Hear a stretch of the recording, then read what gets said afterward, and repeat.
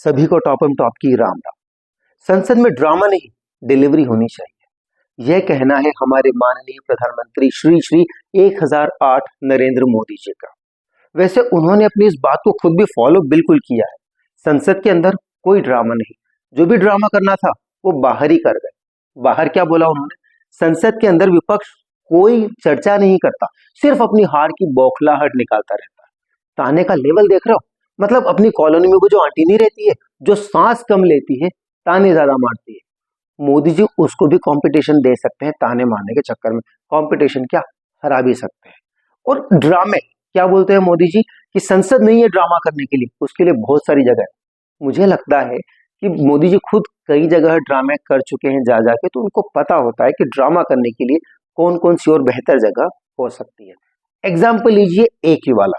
सबसे पहले वो कहते हैं कि हमारे यहाँ पर 80 करोड़ लोगों को फ्री में अनाज दिया जा रहा है, और इसके ठीक ऑपोजिट हमारे देश में गरीबी भी कम हो रही है।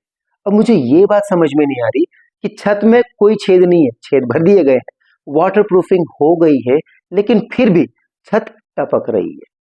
क्यों? किसी को पता नहीं है।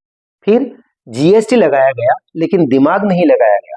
जीएसटी का रेट ज्यादा था, जनता ने ज्यादा टैक्स भरा। फिर सालों बाद एक दिन दिव्य ज्ञान प्राप्त होगा सरकार को कि अब हमें जीएसटी कम करना चाहिए, और उसका नाम क्या दिया गया? बचत उत्सव। उत्सव मनाओ, आपकी बचत हो रही है। इसकी कोई बात नहीं हो रही कि इतने सालों तक इतना टैक्स क्यों लिया गया है। एक और अगर आप बात करें ड्रामा की, तो हमारे रुपये की अगर आप बात करते हैं तो $1.89 से भी ज्यादा का हो गया है। लेकिन अगर आप पूछोगे इसके लिए जिम्मेदार कौन है, जिम्मेदार हमेशा कौन होंगे? नेहरू जी। इस जन्म में नेहरू जी ने जो काम किए होंगे और पिछले जन्म में भी जो काम किए होंगे, वो सारे जिम्मेदार है रुपये की जो वैल्यू गिर रही है उसके लिए। हमारी सरकार बिल्कुल भी जिम्मेदार नहीं है।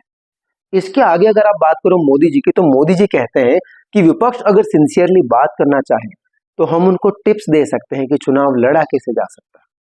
कॉन्फिडेंस देख रहे हो आप अगले का? अपने ऑपोजिशन को, विरोधियों को ये टिप्स दे सकते हैं कि देखो मुझे कैसे हराया जा सकता है। हार जीत की बात से ये तो समझ में आ गया कि मोदी जी भी ये मानते हैं कि हाँ, चुनाव जीतने का उनको बहुत शानदार एक्सपीरियंस हो गया है।